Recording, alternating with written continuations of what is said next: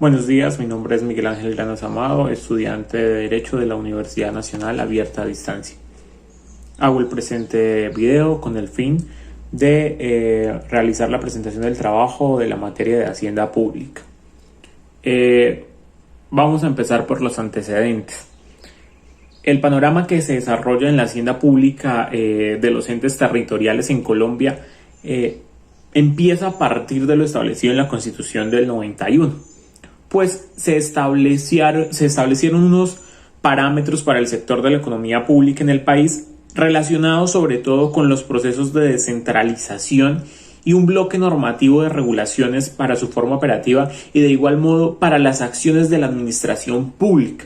Así entonces, los resultados de esos cambios se dan mayormente en el fortalecimiento de las finanzas públicas de los municipios y los departamentos a causa de esa descentralización, donde se ve como una fortaleza tributaria, digámoslo con base en las reformas administrativas referentes a la hacienda pública y a la coyuntura económica y social pues que poseen los entes territoriales.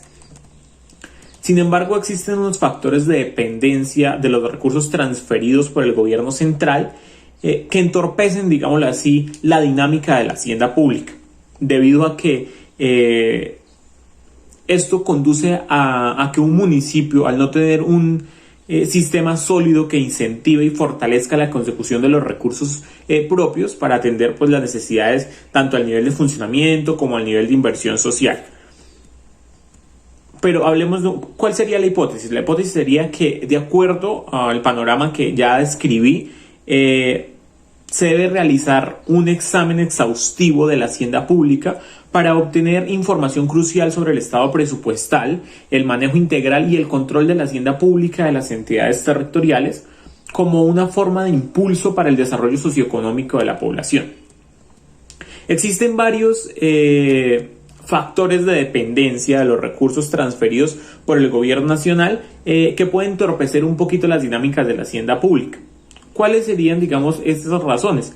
Una de ellas sería la falta de autonomía fiscal, pues muchas veces las entidades territoriales dependen en gran medida de los recursos que son transferidos por la nación para financiar los gastos de funcionamiento y de inversión social que deben tener. Esto limita mucho la capacidad de tomar decisiones financieras y administrativas de una manera autónoma, ya que están sujetas a las condiciones y restricciones impuestas por el gobierno. También existe una limitación en la generación de ingresos propios, pues al depender de gran medida de las transferencias del gobierno central, las entidades territoriales como pues, los municipios y las gobernaciones pueden enfrentar dificultades para generar ingresos propios.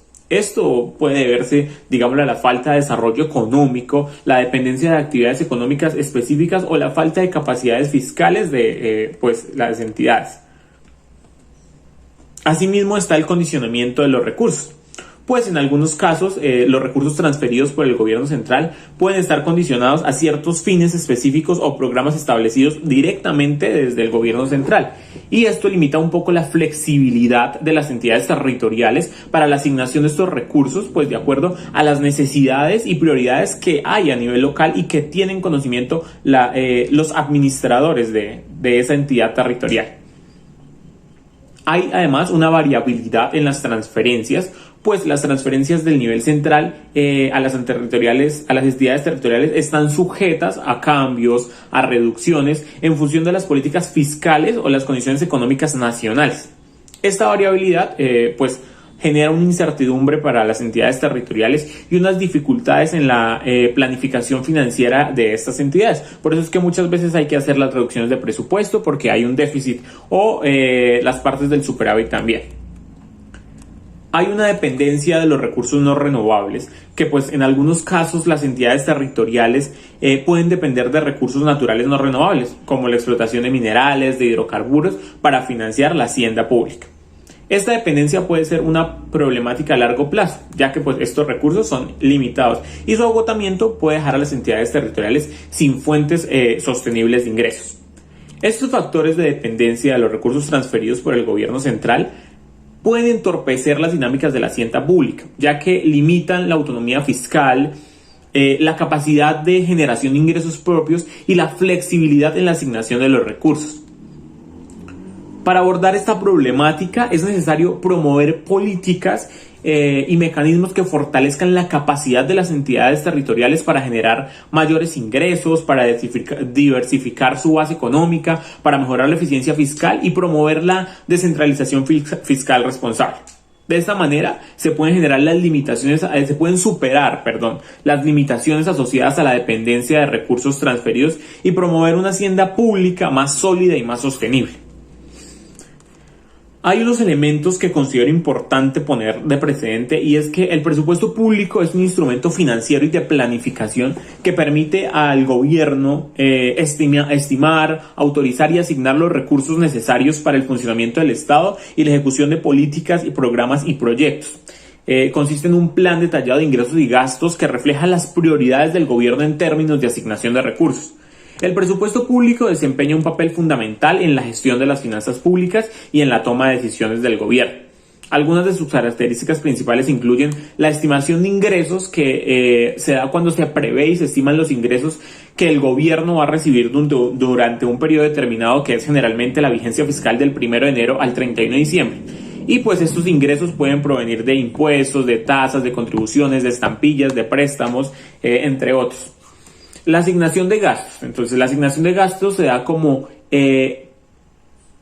la determinación que se asignan de los recursos disponibles a través de la asignación de gastos en diferentes áreas de salud, infraestructura, deporte, vías, grupos vulnerables, seguridad y convivencia ciudadana, entre otros. Hay una planificación a corto y a largo plazo. ¿Qué quiere decir esto? Que el presupuesto público abarca generalmente un periodo anual, como ya lo dije, aunque también puede incluir proyecciones a mediano y largo plazo, y permite al gobierno establecer metas y objetivos a cumplir en el corto y largo plazo y orienta a las políticas públicas en función de dichas metas. Hay un control y una rendición de cuentas. Entonces, el presupuesto público establece un marco de control y rendición de cuentas en el uso de los recursos públicos. Esto permite evaluar la eficiencia y la eficacia en la ejecución del gasto público y verificar si los resultados obtenidos son acordes a los objetivos establecidos. Es importante la participación ciudadana en el presupuesto público, pues porque involucra mecanismos de participación como audiencias públicas, consultas, debates, que permiten a la sociedad civil y a los ciudadanos influir en las decisiones presupuestales y expresar pues las necesidades y prioridades que se tienen. El sistema presupuestal se rige por una serie de principios fundamentales que buscan garantizar una gestión financiera eficiente, transparente y responsable. A continuación, presento algunos de los principales principios del sistema presupuestal. Está el principio de legalidad, que es que el presupuesto debe estar respaldado por una ley o una normativa donde se establezcan las reglas y procedimientos para su elaboración, para la aprobación y para su posterior ejecución. Este principio asegura que el presupuesto se ajuste a las disposiciones legales y constitucionales que hay vigentes. El principio de equilibrio, que quiere decir que debe estar la misma cantidad de ingresos por la misma cantidad de gastos, y porque deben ser suficientes para cubrir los compromisos financieros del Estado y así buscar déficits excesivos y promover una estabilidad económica. Está el principio de unidad, que es que el presupuesto debe ser único e integral, abarcando todos los ingresos y gastos del Estado. Esto implica que no debe existir presupuestos parciales o fragmentados, garantizando una visión global de las finanzas públicas. El principio de universalidad, que es que el presupuesto debe incluir todos los ingresos y gastos sin excepciones ni exclusiones, y este principio busca evitar la omisión de partidas relevantes y garantizar la transparencia en la gestión financiera. El principio de programación. El presupuesto debe estar orientado hacia la planificación y programación de las actividades del Estado y se deben establecer metas y objetivos, acciones concretas que permitan la asignación eficiente de los recursos y la consecución pues, de los resultados que se esperan. El principio de especificidad. El presupuesto debe ser claro y detallado, especificando de una manera precisa los ingresos y gastos por rubros, programas y proyectos. Esto facilita el control, seguimiento y evaluación de la ejecución presupuestaria. El principio de flexibilidad. El presupuesto debe permitir ajustes y modificaciones en caso de necesidades o situaciones imprevistas. Esto busca garantizar la adaptabilidad del presupuesto ante cambios en el entorno económico o social. El principio de transparencia. El presupuesto debe ser transparente y accesible para los ciudadanos. La información presupuestal debe ser clara, comprensible y estar disponible para su consulta y fiscalización por parte de la sociedad. El sistema presupuestal se compone de varios elementos interrelacionados que permiten la planificación, programación y ejecución de los recursos financieros del Estado. A continuación voy a describir los componentes principales del sistema presupuestal. Entonces está la estructura del sistema presupuestal, que es el marco normativo y organizativo que establece los lineamientos para la elaboración, apropiación y ejecución y seguimiento del presupuesto. Esto incluye leyes, reglamentos, procedimientos que regulan la gestión pública territorial. El plan financiero es un instrumento de planificación a mediano y largo plazo que establece las políticas, metas y estrategias para la gestión de los recursos financieros del Estado. Este plan financiero debe de definir las prioridades de gasto y las fuentes de financiación teniendo en cuenta las necesidades y objetivos del país. Está el Plan Operativo Anual de Proyectos, POA, que es un instrumento que establece los proyectos y programas que se ejecutarán durante un año fiscal determinado. El POA detalla las actividades, las metas, los plazos y los recursos asignados a cada proyecto, permitiendo el seguimiento y evaluación a estos. Está el Banco Nacional de Programas y Proyectos, que es una plataforma o sistema de información que centraliza y organiza la información de los proyectos y programas del Estado. El Banco Nacional facilita la identificación, priorización y seguimiento de los proyectos, promoviendo la eficiencia en la asignación de los recursos. El Presupuesto General de la Nación es el documento oficial que establece los ingresos y gastos del Estado para un periodo fiscal determinado. El Presupuesto General refleja las políticas, las prioridades del gobierno, asignando los recursos necesarios para la ejecución de los programas y proyectos. Incluye tanto los ingresos provenientes de impuestos, tasas y contribuciones, como los gastos en rubros como educación, salud, infraestructura, entre otros. Estos componentes del sistema presupuestal trabajan de una manera integrada para garantizar una gestión financiera eficiente y transparente. El plan financiero establece las directrices a largo plazo. El POA detalla los proyectos a ejecutar en el corto plazo y el Banco Nacional de Programas y Proyectos centraliza la información y el presupuesto general asigna los recursos necesarios para su implementación. Esta estructura permite una planificación coherente, una asignación adecuada de recursos y un seguimiento efectivo de la ejecución presupuestaria. El Presupuesto General de la Nación es un documento que establece los ingresos y gastos del gobierno central a nivel nacional, es decir, del gobierno central del país. Por otro lado, los presupuestos departamentales y municipales son los documentos que establecen los ingresos y gastos de los gobiernos regionales y locales respectivamente, pues a nivel departamental y a nivel municipal. A continuación voy a presentar algunas diferencias y similitudes entre los presupuestos general de la Nación, los presupuestos departamentales y municipales. El ámbito de aplicación, pues el presupuesto general de la Nación tiene un alcance nacional ya que abarca los ingresos y gastos del gobierno central que afectan a todo el país. En cambio, los presupuestos departamentales y municipales se aplican a una entidad territorial específica, ya sea del nivel departamental o del nivel municipal. Las fuentes de financiamiento. El presupuesto general de la Nación se financia principalmente a través de los impuestos nacionales, ingresos provenientes de la venta de recursos naturales, préstamos internacionales, entre otros. En cambio, los presupuestos departamentales y municipales se financian principalmente a través de impuestos y tasas locales y pues las transferencias del gobierno central y otras fuentes de ingresos propios de la entidad territorial. Dentro de las competencias y responsabilidades, pues el presupuesto general de la Nación tiene la responsabilidad de cubrir los gastos de inversiones a nivel nacional, incluyendo aspectos como la defensa, la educación, la salud, la infraestructura social y pues entre otros. Por su parte, los presupuestos departamentales y municipales se centran en las competencias y responsabilidades propias de la entidad territorial, como la educación, la salud, la infraestructura local, el orden público, entre otros. El proceso de elaboración. Entonces, el presupuesto general de la Nación se elabora a nivel nacional y esta es responsabilidad del gobierno central.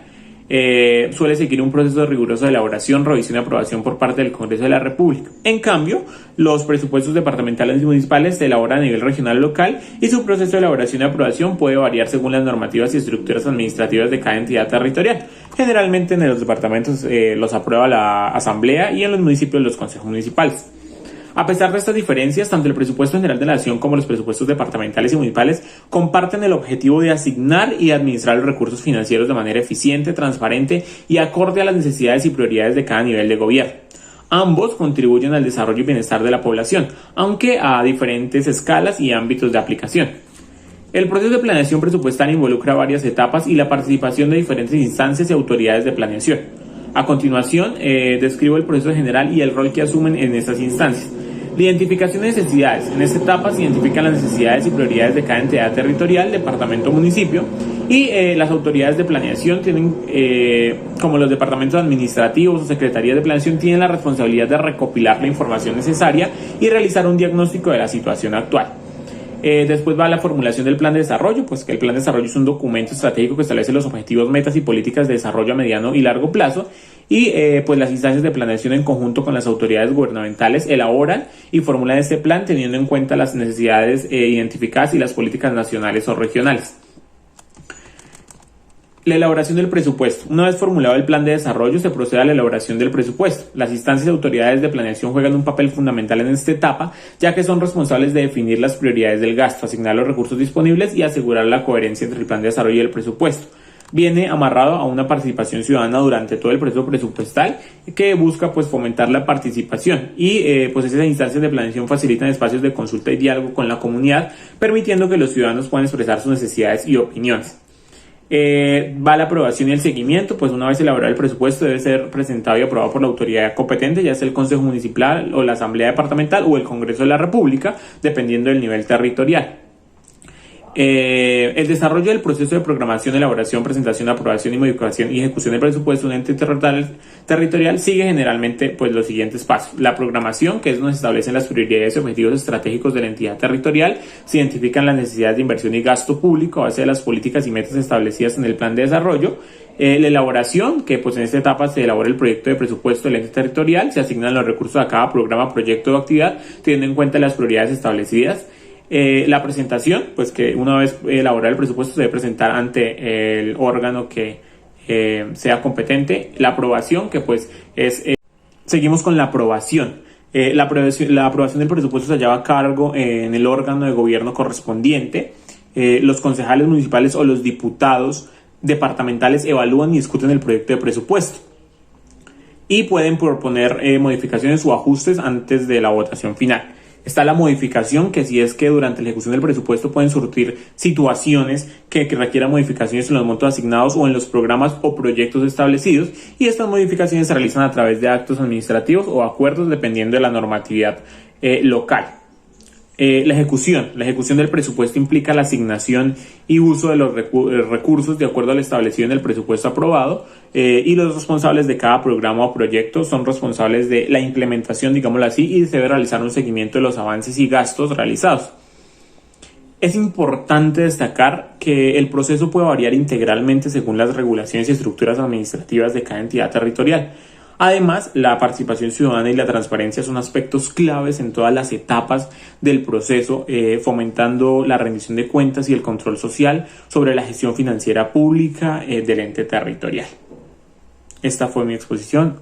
Muchas gracias.